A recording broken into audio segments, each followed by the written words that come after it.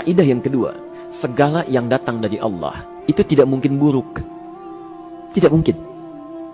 Kenapa kita diminta untuk taat dengan mutlak? Karena segala yang datang dari Allah pasti baik. Ya, pasti baik. Karena Allah menurunkan segala maslahat sesuai kebutuhan kita. Cuma manusia kadang-kadang, maaf, menginginkan sesuatu dengan pikiran pendeknya yang bukan kebutuhannya. Al-Baqarah 216. Agak pelan-pelan kita ya.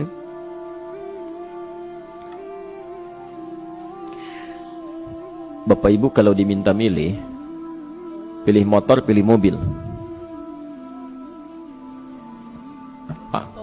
Pilih motor, pilih mobil.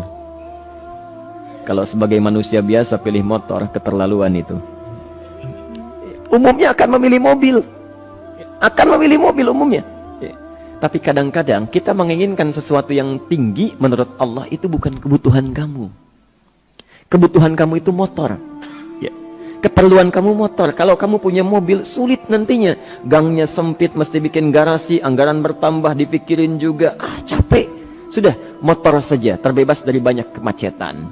Mampu diurai, tidak banyak difikirkan. Pelan-pelan. Turun ayat, kutiba alaikumul qitalu wa huwa kurhul lakum. Ya. Diwajibkan atas kalian berperang. Dulu orang diminta jihad gelisah, ya. Gelisah. Nah, kalau ada perintah Allah yang melahirkan kegelisahan, ini maknanya. Ya. Tidak harus dalam konteks jihad yang fisik, ya. Jihad, maaf, melawan hawa nafsu kita. Jihad melawan pikiran kita. Jihad melawan prasangka buruk kita.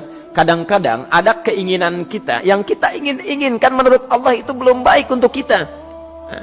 Nah, sifat manusia ketika diberikan oleh Allah keputusan yang terbaik, kadang-kadang ada sifat dalam hatinya gejolak, belum bisa menerima. Ya. Ada gejolak di hatinya. Dalam keadaan demikian kata Quran, kutiba alaikumul qital. Kalau Anda merasakan sesuatu sedang ada gejolak di jiwa, sulit menerima ketetapan Allah, maka perangi perasaan-perasaan buruk itu. Wa huwa kurhul lakum, walaupun itu sulit. Walaupun itu sulit. Jangan berprasangka buruk dulu pada Allah. Ayat yang indahnya, perhatikan kalimatnya. Asa an takrahu syai'an fahuwa khairul lakum. Boleh jadi Anda tidak menyukai sesuatu, di balik itu ada kebaikan-kebaikan besar yang Allah sedang rencanakan. Ya. Karena pikiran kita pendek, maunya sekarang saja. Tapi subhanallah, Allah sangat panjang, tidak ada batasnya. Allah memberikan maslahat sampai kamu meninggal, ini maslahatnya. Kamu berpikir sekarang saja. Wa asa an tuhibbu syai'an wa huwa syarrul lakum. Sedangkan boleh jadi di balik yang kita sukai ada keburukan yang sedang menunggu kita di depan ini, kamu tidak tahu. Ya. Apa logikanya? Wallahu ya'lamu. Allah tahu masa depan yang akan terjadi menimpa kita, wa antum la ta'lamun. Sedangkan kalian tidak bisa membaca masa depan. Ya. Saya punya adik perempuan datang lalu meminta doa. Kak, saya ingin tes katanya.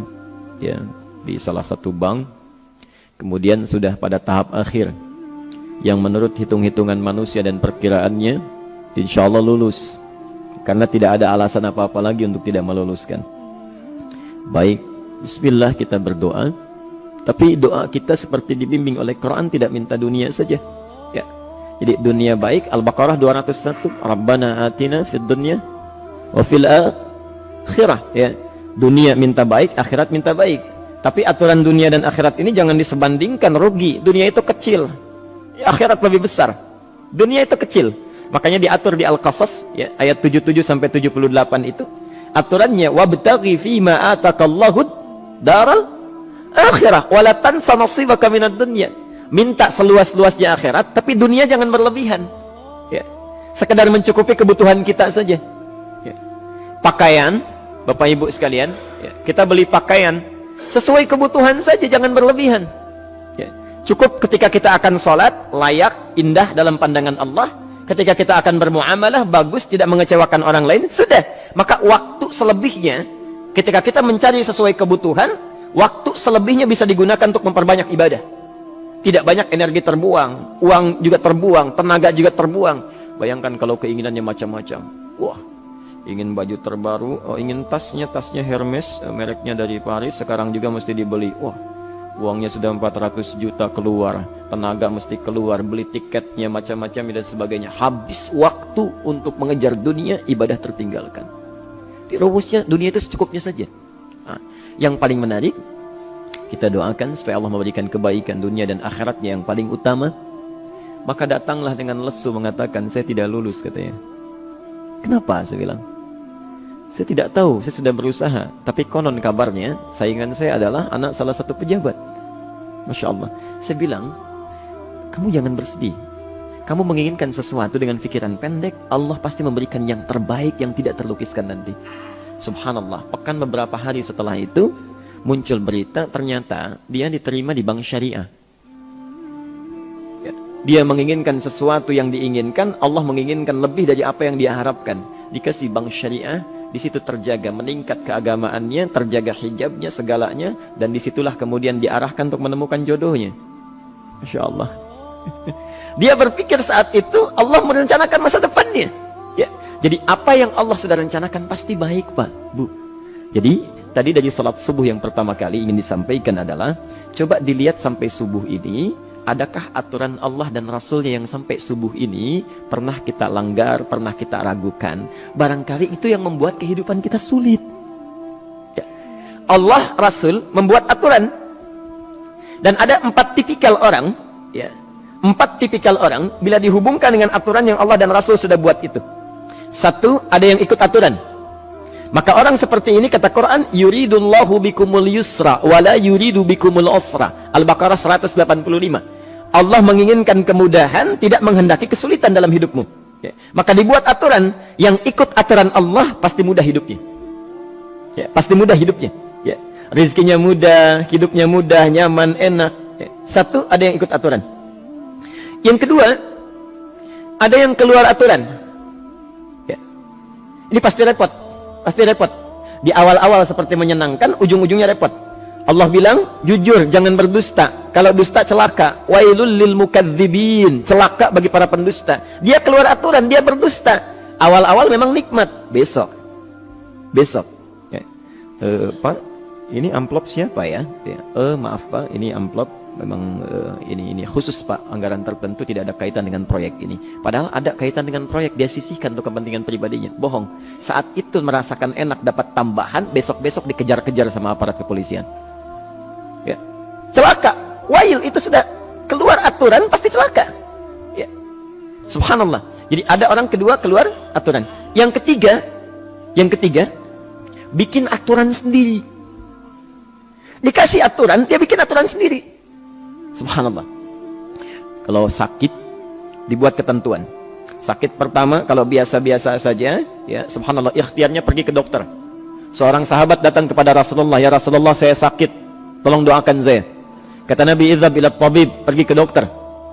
Ini orang pintar sekali. Kata orang ini, ya Rasulullah, Anda kan Nabi Rasul, angkat tangan Anda, Allah kan maha menyembuhkan, nanti Allah sembuhkan saya. Cerdas ya? Tapi subhanallah, Nabi harus lebih cerdas, dapat bimbingan dari wahyu. Pergilah ke dokter karena kesembuhan yang telah Allah tetapkan dititipkan di tangan para dokter. Masya Allah, pergi ke dokter. Ya. Itu rumus pertama. Nanti kalau dokter sudah pada hand up, ya, angkat tangan tidak mampu menyembuhkan, itu tandanya Allah ingin langsung menyembuhkan tanpa turut campur makhluk yang ada. Maka kaidahnya akan berubah nanti, ya, dari kaidah biasa kepada kaidah Al-Anbiya ayat 83 sampai 84. Itu aturan yang menyembuhkan langsung dari Allah Subhanahu wa taala. Tapi kalau Anda sakit, perginya ke dokter. Ya. Cuma ada manusia bikin aturan sendiri. Sakit, pergi ke dukun. Ya. Dukun nggak bisa, pergi ke paranormal. Dirinya pun sudah nggak normal. Makanya disebut paranormal, karena nggak normal. Ya. Tapi didatangi juga gitu, bikin aturan sendiri. Karena itu jadi lebih sulit hidupnya. Ya. Doa, minta pada Allah, kan sederhana. Ya. Doa, nggak bayar, nggak ada macam-macam, Masya Allah, gampang sebetulnya. Ada kekeringan, sekarang kan banyak kekeringan ya, banyak kekeringan.